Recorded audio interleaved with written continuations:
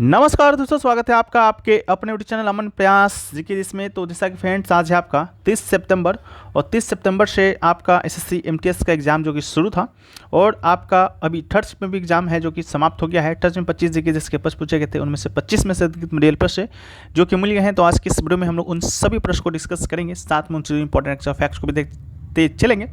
इसका जो पीडीएफ है आपको टेलीग्राम चैनल पे मिलेगा। टेलीग्राम चैनल का लिंक डिस्क्रिप्शन में दिया गया है, तो आप लोग जाकर वहाँ से ज्वाइन कर लीजिएगा। जो लोग चैनल पे नए हैं, चैनल को कृपया कर सब्सक्राइब कर लीजिएगा और नोटिफिकेशन बेल कॉल पर क्लिक कर लीजिएगा। जो लोग पुराने हैं, एक बार चेक कर लीजिएगा कि आप लोग सब्सक्राइब किए हुए हैं कि नहीं किए हुए हैं। ठीक है, तो चलिए वीडियो को स्टार्ट कर लेते हैं बिना किसी देरी के। तो आज का जो पहला जो प्रश्न हुआ है कि बेहदी न खलम किस राज्य का एक पारंपरिक नृत्य त्यौहार है। ठीक है, तो बेहदी न खलम की बात करेंगे तो इसका राइट आंसर आपका मेघालय होगा।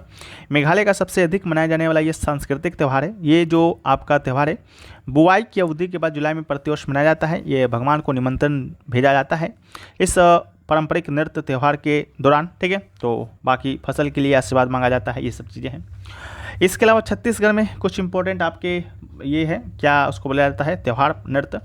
बस्तर दशहरा को याद रखिएगा। इसके अलावा आपका भोरम मदेव को याद रखिएगा। इसके अलावा मरही महोत्सव को याद रखिएगा। तमिलनाडु से पोंगल को, थिपुसम को, महा महोत्सव को, गुजरात से नवरात्रि, रण उत्सव और उत्तरायण को। ठीक है, यहाँ से एक प्रश्न आपके कल लिखा हुआ है। ठीक है, आएंगे कल किसी न किसी में देखने को मिलेंगे, लिखा हुआ है। ठीक है, तो आप लोग याद कर लीजिएगा। इसके अलावा वीडियो में आगे बढ़ते हैं, लेकिन उससे पहले दोस्तों बात कर लेते हैं मॉक टेस्ट के बारे में। मॉक टेस्ट एक ऐसा चीज़ है जो लोग लगा जाते हैं उन्हीं लोग को पता है इसका क्या बेनिफिट्स है।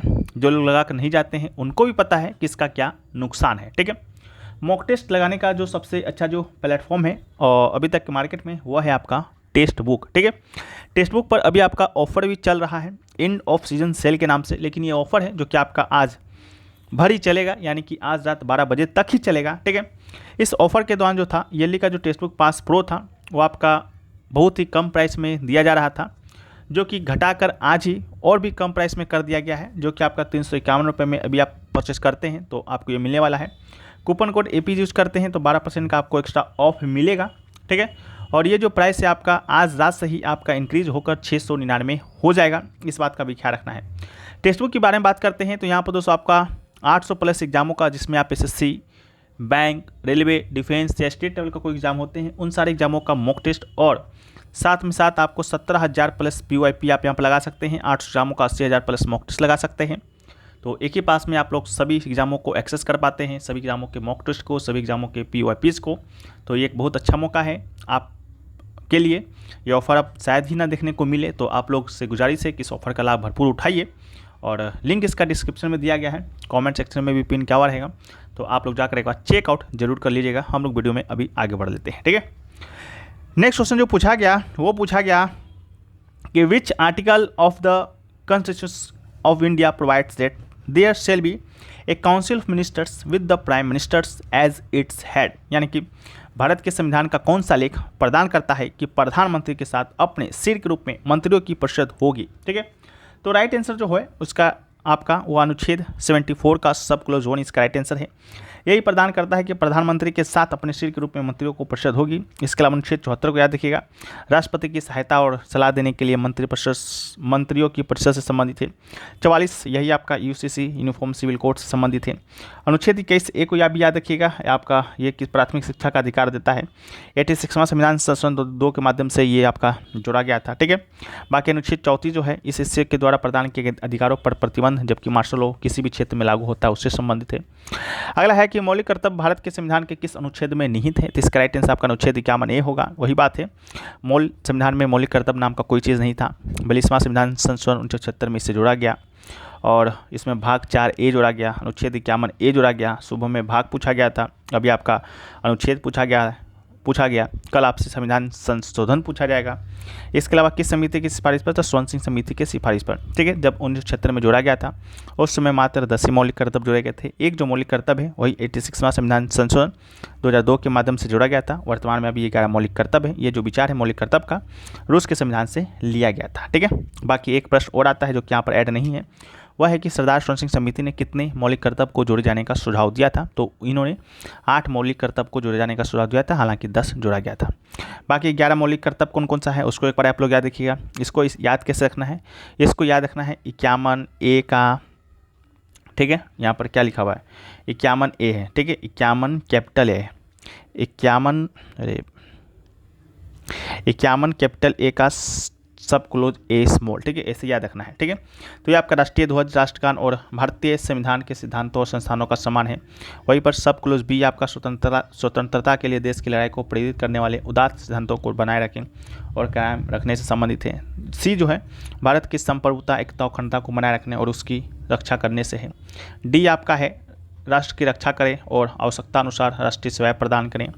इसके अलावा जो है आपका डी के अलावा है ई जो है आपका धर्म, भाषा, स्थान या वर्ग में मतभेदों के बावजूद सभी भारतीयों के जो बीच सद्भाव और साझा भाईचारे की भावना को बढ़ावा देना और महिलाओं की गरिमा को ठेस पहुंचाने वाले व्यवहारों की निंदा करना संबंधित है। एफ जो है आपका समग्र रूप से राष्ट्र के समृद्ध सांस्कृतिक इतिहास की सराहना करें और उसकी रक्षा करने से है। इसके अलावा जी जो है EFG आपका जंगल, झील, नदी और वन जीव सहित एक स्वस्थ पारिस्थितिकी तंत्र को बनाए रखने, साथ ही सभी जीवित जीवों के प्रति दया रखने के संबंधित है। एच जो है आपका मानवतावादी दृष्टिकोण, एक वैज्ञानिक मानसिकता और सुधार की भावना को बढ़ावा देने से संबंधित है। इसके अलावा जो एच के बाद आपका आई आता है जो कि सार्वजनिक संपत्ति की रक्षा करने, हिंसा से दूर रहने को बताता है। इसके बाद जे जो है वो है आपका व्यक्तिगत और सामूहिक प्रयास के सभी क्षेत्रों में उत्कृष्टता के लिए प्रयास करना, ताकि देश लगातार प्रयास सफलता की अधिक से अधिक ऊंचाइयों पर पहुंच सके। इसके अलावा जो लास्ट के है वह है अपने बच्चों या प्रतिपाल्य को ये 6 से और 14 वर्ष की आयु के बीच शिक्षा प्राप्त करने का अवसर देना। ये 2002 के 86वां संविधान संशोधन के माध्यम से जोड़ा गया था, जैसा कि आप लोग को पहले ही मालूम है, ठीक है। अगला है कि भारत के निम्नलिखित में से किस पड़ोसी देश में प्रसिद्ध कटास राज्य मंदिर परिसर है जिसमें कई धर्मों के मंदिर स्थित है। तो राइट आंसर आपका पाकिस्तान होगा। प्रसिद्ध कटास राज मंदिर पाकिस्तान में स्थित है, पाकिस्तान के पंजाब प्रांत में चकवाल के पास है, ठीक है, इसको याद रखिएगा। ये जो मंदिर है 615 से 950 ईस्वी के बीच बनाया गया है। साथ में ये जो मंदिर है भगवान राम, हनुमान और शिव को समर्पित है। इसके अलावा 1992 में भारत में अयोध्या में बाबरी मस्जिद के विध्वंस के बाद भारत में कई हिंदू मंदिर को नष्ट कर दिया गया था। इसके अलावा जो है आपका एक मंदिर का नाम है आपका कतारागामा मंदिर, ठीक है, बहुत सारे 2-3 लोग बताए थे, एक कतारागामा बताएं, एक हिंगराज मंदिर बताएं, एक वही वाला मंदिर बताएं, ठीक है। बाकी जो आया था आप लोग कमेंट सेक्शन में एक बार वेरीफाई कर दीजिएगा। कतरामा मंदिर की बात करेंगे तो आपका श्रीलंका में स्थित है, ठीक है, भगवान कार्तिकेय को समर्पित है। हिंगलाज माता मंदिर की बात करते हैं तो पाकिस्तान के बलूचिस्तान में स्थित है, ठीक है, तो इसको भी आप याद रखिएगा। इस मंदिर को नानी मंदिर के नाम से भी जाना जाता है। बाकी ये मंदिर हिंगलाज देवी और हिंगुला देवी भी कहते हैं, ठीक है, तो इसको भी याद रखिएगा। अगला है गणेश रथ डैश में स्थित बेहतरीन अखंड मंदिरों में से एक है। तो राइट आंसर आपका महाबलीपुरम होगा। गणेश रथ भारत के तमिलनाडु राज्य के एक शहर महाबलीपुरम में स्थित है। यह एक अखंड मंदिर है जिसका अर्थ है कि चट्टान के एक टुकड़े से बनाया गया है। मंदिर भगवान गणेश को समर्पित है, जिन्हें बुद्धि, ज्ञान और नई शुरुआत के देवता के रूप में पूजा किया जाता है, ठीक है। बाकी 7वीं शताब्दी में बनाया गया था पल्लव वास्तुकला में। अगला है डैश रासायनिक सूत्र H2SO4 है। तो राइट आंसर आपका विट्रियल का तेल हो जिसका राइट आंसर होगा।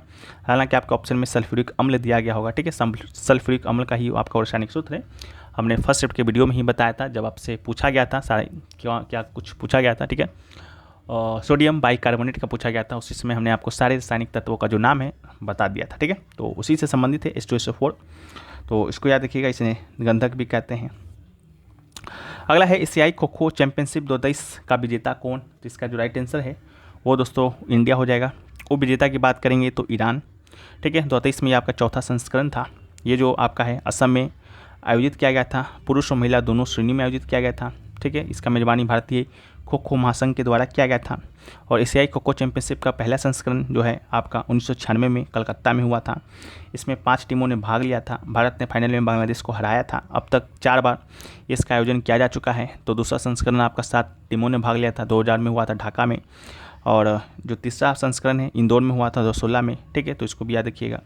भारत ही जीत हासिल किया था महिला और पुरुष दोनों वर्ग में। अगला है कि आर मुथुन कमल एक डैश नर्तक है जिन्हें 2022 में पद्मश्री मिला। तो राइट आंसर आपका सादिर होगा। वर्ष 2022 में भारत सरकार ने मुथुन कमल को सधिर नृत्य में शैली में योगदान के लिए पद्मश्री पुरस्कार से सम्मानित किया गया था। आर मुथुन कमल भारतीय राष्ट्र तमिलनाडु की 7वीं पीढ़ी की अनुभवी सधिर नृतंगना है।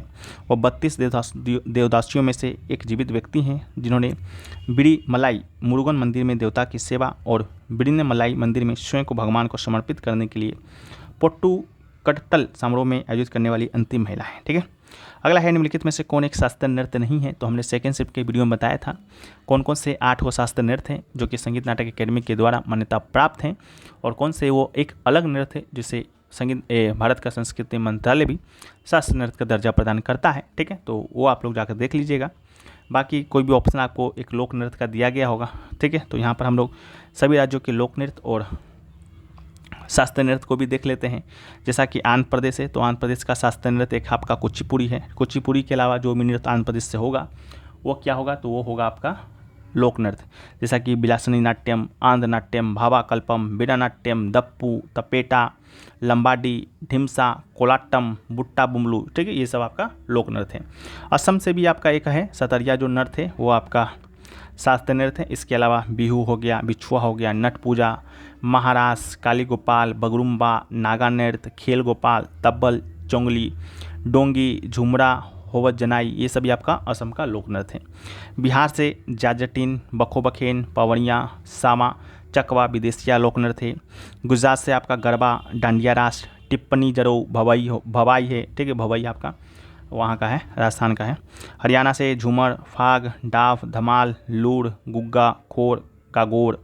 हिमाचल प्रदेश से झोड़ा, झाली, छड़ही, धामन, छपेली, महासू, नाटी, डांगी। जम्मू कश्मीर से रौफ, हिक्कत, मंदजस, कुड्डी, डांडी नाच, दमाली। कर्नाटक से यक्षगान, हुटारी, सुग्गी, कुनिथा, करगा, लाम्बी। केरल से शास्त्रीय नृत्य आपका है कथकली है। इसके अलावा ओट्टम थुलाल, मोहिनीअट्टम भी शास्त्रीय नृत्य है। इसके अलावा केकोटिकली। महाराष्ट्र से लावनी, नकटा, कोली, लेजिम, गफा, दही कला, दशावतार या बोहरा। उड़ीसा से एक शास्त्रीय नृत्य ओडिसी। इसके अलावा साबरी, घुमरा, पेंका, मुनारी, छाऊ हो गया, वही मयूरभंज छाऊ। पश्चिम बंगाल से काठी, गंभीरा, डाली, जात्रा, बाउल, मरसिया, महल, कीर्तन। पंजाब से हो गया भांगड़ा, गिद्दा, डफ, धमन, फांड, नकल। राजस्थान से घूमर, चक्री, गनगोर, झूललीला, झूमा, सुईसनी, घपाल, कालबेलिया। तमिलनाडु से शास्त्रीय नृत्य भरतनाट्यम, कुम्मी, कोल्टम, कवारी। उत्तर प्रदेश से नौटंकी, रासलीला, कजरी, झोरा, छपेली, जैता। उत्तराखंड से गढ़वाली, कुमायूनी, कजरी, झोरा, रासलीला, छपेली।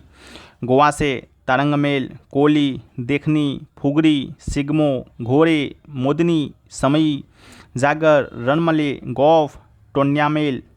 मध्य प्रदेश से जाबरा, मटकी, आरा, खड़ा नाच, फूलपत्ती, गिरदा नृत्य, सिलालारकी, सिलाबधोनी, मांच। छत्तीसगढ़ से गोरमारिया, पंथी, राउत नाच, पंडवानी, बेदमती, कपालिक, भरथरी चरित्र, चंडेनी। झारखंड से कर्मा, झूमर, मुंडारी, हुंटा, डोमकच, मर्दाना, जन्नी, पाइका, सबको याद रखना है। अरुणाचल प्रदेश से बुइया, ठीक है, पोनुंग, पोपीर, पासी कोंकी, वांचो, चलो को याद रखना है। मणिपुर से डोलचोलम, थांगटा, लाइहरोबा, पुंगचोलम। इसके अलावा क्या कुबक, इसेई, ल्हासो। मेघालय से का, साद, सुख, महिसम, नोक्रेम, लाहो। मिजोरम से चिराव नृत्य, खुलालम, ठीक है। इसके अलावा चामंग लाइजोन, जांग तलाम। नागालैंड से रंगमा, बांस डांस, जिलियांग। त्रिपुरा से होजगिरी, सिक्किम से चूफाट नृत्य, ठीक है, सिंघी चाम, खुकरी, चुटकी नाच, ठीक है, तासियांकुक नृत्य को याद रखना है।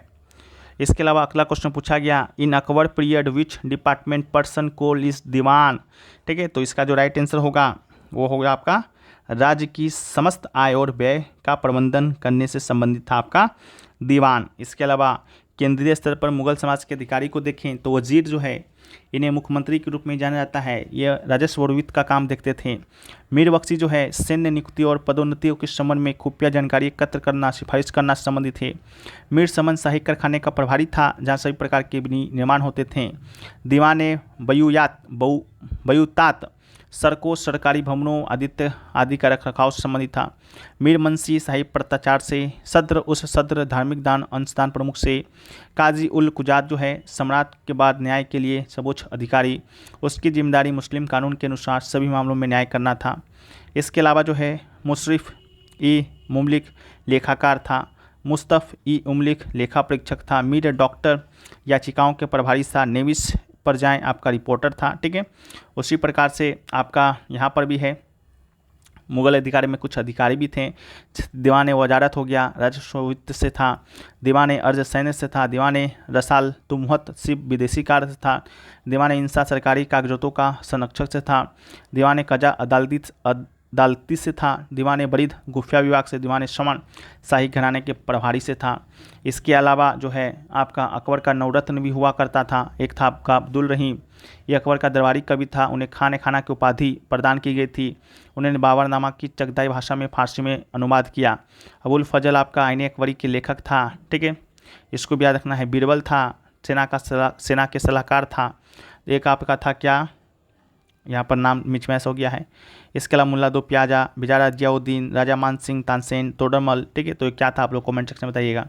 अगला जो है कि इनमें से कौन पूंजी प्राप्ति का हिस्सा नहीं है। ठीक है, तो पूंजी प्राप्ति का हिस्सा की बात करते हैं तो कर जो है आपका नहीं है। पूंजीगत प्राप्तियाँ अचल संपत्तियों की बिक्री से प्राप्त नगद, कंपनी के शेयरों की बिक्री से प्राप्त नगद और ऋण और ब्रांड जैसे ऋण साधन के मुद्दे के माध्यम से प्राप्त नगद है। इसके अलावा पूंजीगत प्राप्तियाँ सरकारी राजस्व है जो या तो देनदारियों उत्पन्न करते हैं जिससे ऋण लेना, या संपत्ति को कम करते हैं जैसे विनिवेश। एक पूंजी प्राप्ति तब होती है जब सरकार दायित्व उठाकर या अपनी संपत्ति बेचकर धन है जो कि जुटाता है। राजस्व प्राप्तियाँ सरकारी प्राप्तियाँ हैं जो दायित्वों को नहीं बढ़ाती हैं और संपत्ति को समाप्त नहीं करती हैं। ये कर हो गया राजस्व, ब्याज, सरकारी निवेश पर लाभांश, उपकर और दी गई सेवाएं के लिए अन्य सरकारी प्राप्तियाँ। ठीक है, तो ये सभी आपका है। बाकी अभी तक इतना ही थर्ड शिफ्ट के क्वेश्चन मिले हैं, तो और मिलेंगे उसको हम पीडीएफ में देंगे।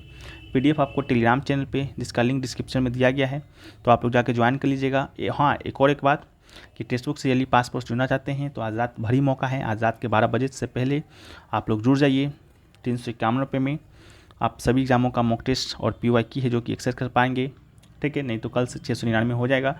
फिर आप हमें मत कीजिएगा, कहिएगा सर टेक्स्ट बुक का पास का प्राइस कम करा दो, प्राइस कम करा दो, प्राइस कम करा दो। ठीक है, लिंक डिस्क्रिप्शन में है, कमेंट सेक्शन में पिन का रहेगा। मिलते हैं हम लोग नेक्स्ट वीडियो में, जब तक के लिए जय हिंद।